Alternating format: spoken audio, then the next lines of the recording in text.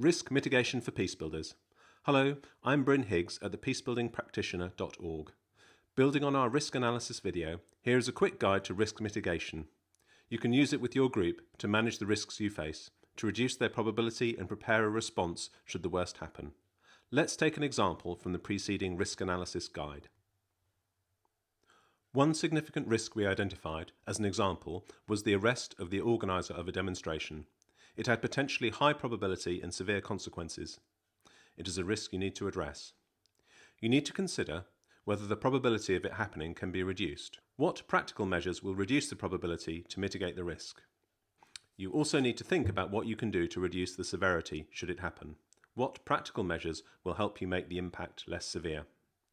By reducing the probability and the likely severity, a challenging risk can become manageable. Here are the steps for risk mitigation. First, focus on reducing the probability.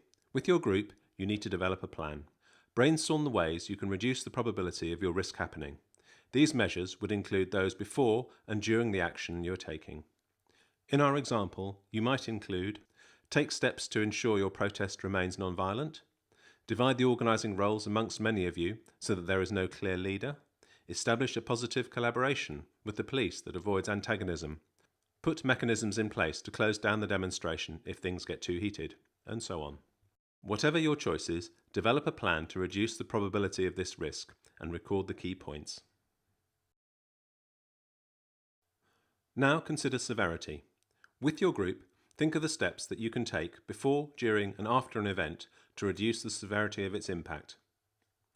Brainstorm the ways you can reduce the severity of the risk. Include things you can do in preparation, at the time and after an event has happened.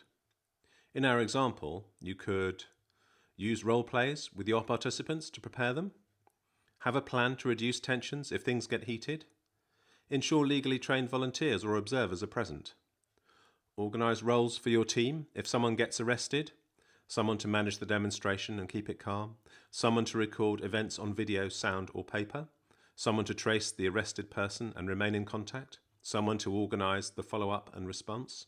Consider cancelling or ending an action to further your campaign in the longer term.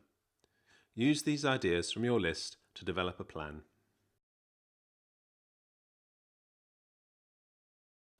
You will need to work on each of the major risks you have identified. Taking the risk analysis Excel sheet you have already worked on, add further columns. One on reducing the probability of a risk happening, a second on how you will reduce its severity at the time or soon after the event, a third could be on later follow-up measures. A final column is useful to record learning. If something similar happened on a previous campaign, who knows about that and what lessons were learned? Don't forget that your plan needs to be owned and shared by the group. Following these steps, you can turn your risk analysis into a plan for effective risk mitigation. For more clips, blog posts and training materials, visit www.thepeacebuildingpractitioner.org.